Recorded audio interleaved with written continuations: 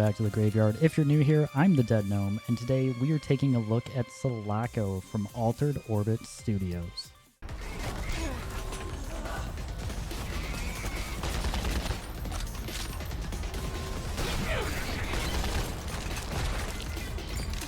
Selaco is a hardcore, fast-paced, futuristic shooter where you take control of a super soldier named Dawn. Take on enemies with an arsenal of weapons including pistols, assault rifles, and a seriously badass shotgun.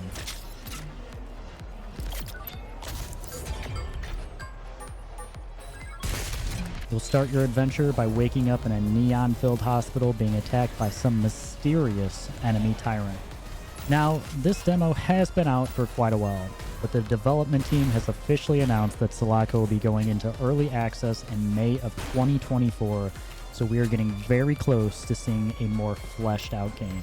Selaco is built on the GZ Doom engine with a highly destructible and interactable environment, including being able to eat the random food you may find laying around, smashing through windows, or even turning off your coworker's computer for a nice little prank. The overall game progression seems to be a nice blend of bullet hell and tactical shooter. Depending on the chosen difficulty, you'll likely find that the tactical shooter strategy is very much at play. And for those who enjoy achievement hunting, there's a fun combat loop with tons of challenges for eliminating specific enemy types and in specific ways. Selaco at its core is a tough game, but does have a total of 5 difficulties available, from Ensign the easiest to Admiral the hardest.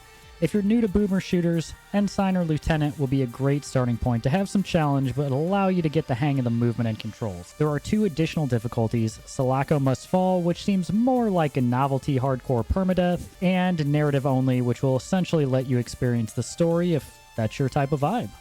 Regardless of the difficulty choice, there's a nifty game mechanic that lets your health regen over time. Now, it does only regen to a specific amount, but this does give you a little bit extra survivability, especially on those harder difficulties. For the demo, there are really only 2 enemy types: silver soldiers with assault rifles and red soldiers with shotguns. Both are relatively manageable on their own, but would be good to note that the shotgunners especially hit very hard and can easily end your run if you're not careful. Additionally, at the end of the demo, you're introduced to a heavily armored boss with a minigun. Why not? But this is more of a one-off enemy type. Depending on the chosen difficulty, these can become quite the challenge to deal with and require some strategic gunplay to survive. Now for weapons. You'll get your hands on 3 additional weapons beyond your fist, each with their own unique set of characteristics. The pistol brings a single-shot primary and a 3-round secondary. The secondary fire is incredible at close range. The assault rifle will be the primary weapon for most players, and although it doesn't do a lot of base damage, it does allow for easier headshots, which do extra damage, and can help stagger the enemies to pump a few extra body shots into them. Finally, there is the absolute unit of a weapon, the shotgun. This thing literally slaps everything it hits, plain and simple.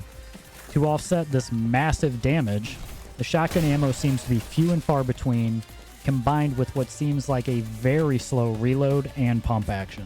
Selaco aesthetically is beautiful, especially when it comes to the gunplay. Nothing is more satisfying than the pixelated body part explosion as you pop an enemy's head like a balloon.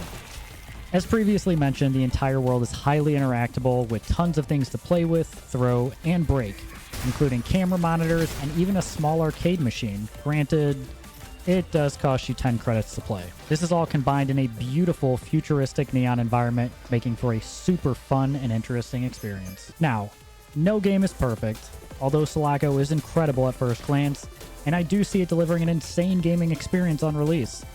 There were a few things that really frustrated me, and those being the map and quest progression. The lack of direction at a point was quite frustrating, as I found myself running around in circles trying to find a magical door that was just hidden away.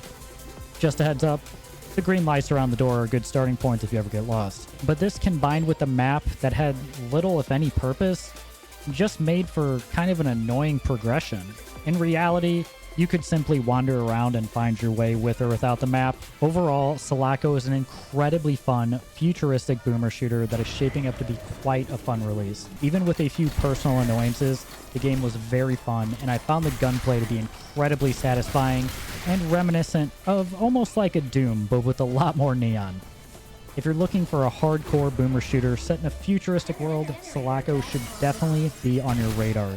You can pick up the free demo over on Steam. I've linked it down in the description. And be sure to keep an eye out as early access is only a few months away, currently scheduled for May 2024.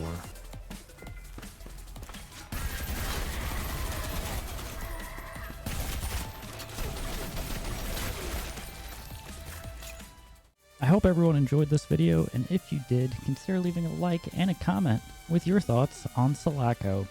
Until next time, stay spooky and stay kind.